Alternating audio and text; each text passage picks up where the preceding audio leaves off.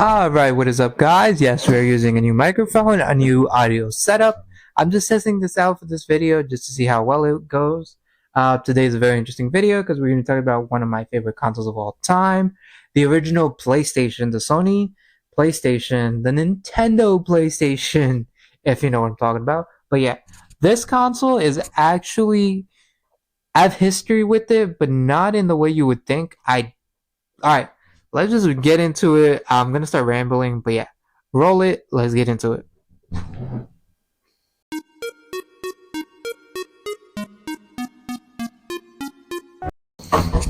Alright, so what do I mean by history? Like, growing up, I never actually owned the console. So, this is right here, my PlayStation. Right here, it is a behemoth, but I never actually owned the console growing up. I got introduced to the PlayStation when it was my birthday. I got a PS2 for my birthday and 2 games. That's all I got, 2 games for my PlayStation.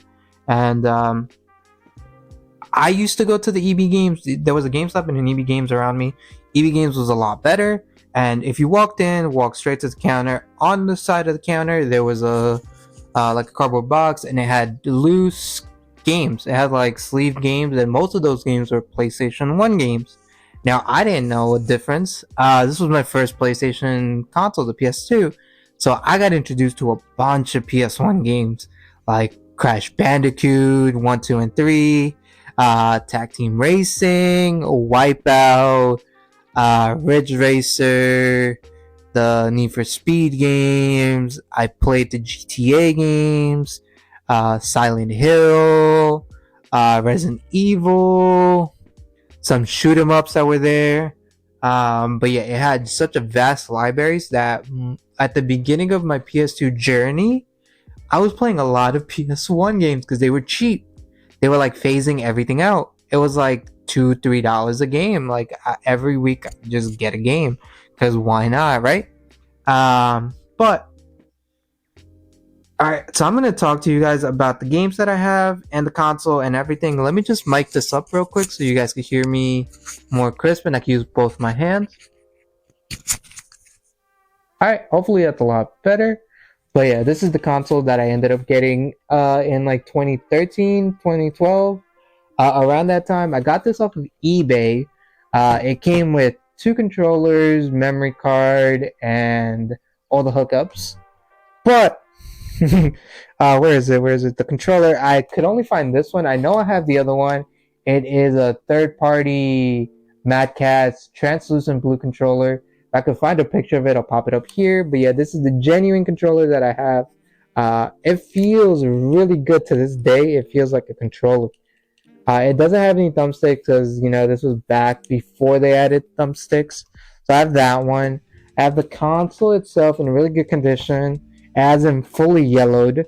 And it has a memory card. Now, thank God this came with the memory card because, like what happened with my PS2, I was not able to save the games unless I had a memory card. So I'd play and replay the games just because I couldn't save them. So yeah, we have that. Love this console. Amazing. I don't have the biggest collection. And that's because for the PlayStation 1, if I see games that I want, I'll pick them up. But I'm not going out of my way just to buy the games. If I see a couple games, I'm like, let me look through. Okay, I'll pick up those. But I do plan on getting more games. I do plan on going to some local video game stores because I need to amass a bigger collection. Like this year, one of my goals is to collect more PS2 and PS1 games. PS3 as well, but I'm not solely focused on PS3. I'm only focusing mostly on like PS1 and PS2. If I find PS3 games for cheap, I'll pick them up as well. But yeah, alright, so we have Street Fighter 03. This is the Japanese import that I picked up at one of my local video game stores. It was $5 in one of those final sale bins. I don't know.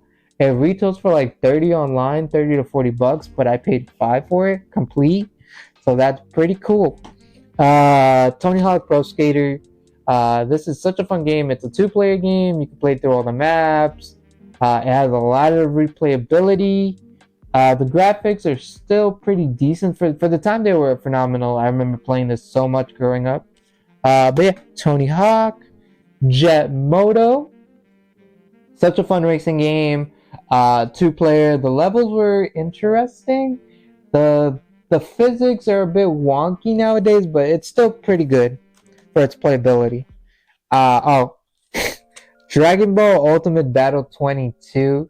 I remember first playing this game and seeing that like title screen play the actual Dragon Ball theme. I thought that was mind blowing. But yeah, it's a fun game.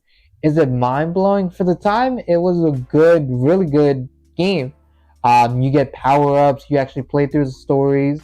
It's a really good game. It retails for like it's going up like $40 now, 30 to $40. I paid like $10 back in the day.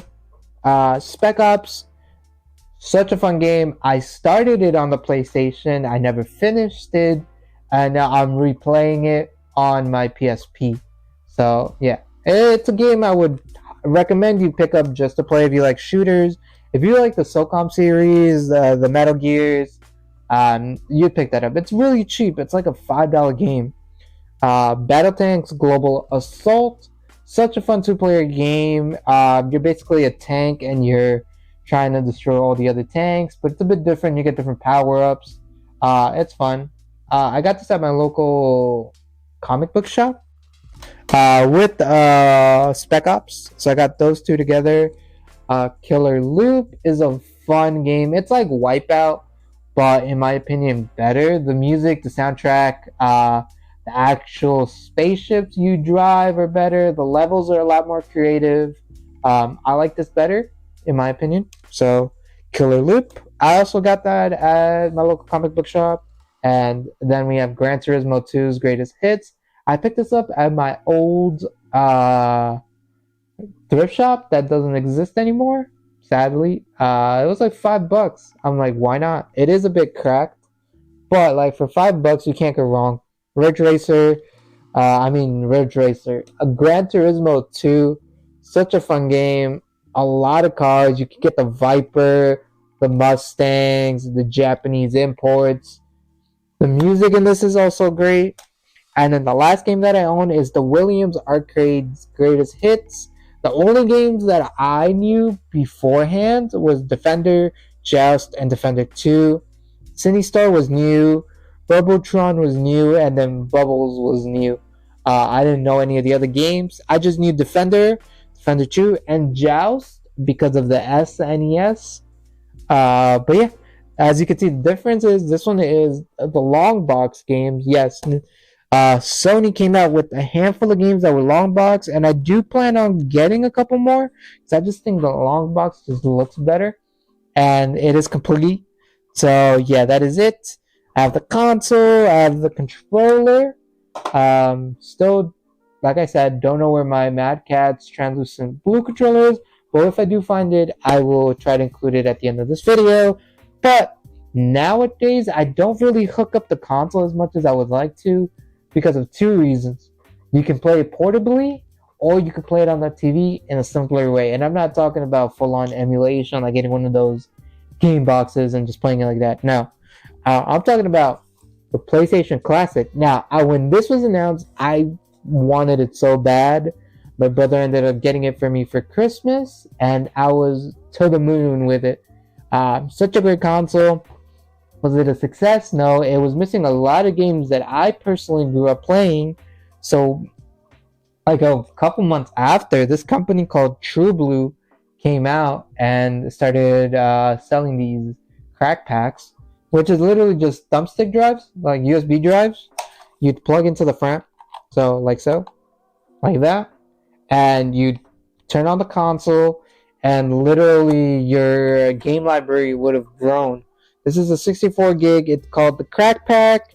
They had the Meth Pack, the LSD Pack, and the Weed Pack. And literally just plug these in. It's plug and play. You plug it in and it would add more games to the collection. So I've been using these a lot. I have 3 of them. I have this, the LSD, and the Meth Pack. There are 2 more packs out if I remember correctly that I just never ended up getting. But I've been playing a lot of games like boxing. Virtual boxing was fun. The GTA games, obviously, and the expansion pack, which is the London pack, is also fun. But yeah, I just think this is a lot better. I hook it up to my modern TV. That's my second monitor, actually, and I can play it. The controller doesn't feel the best. I like the genuine controller. Just this was a bit heavier. I think I would like it better, but the buttons are great.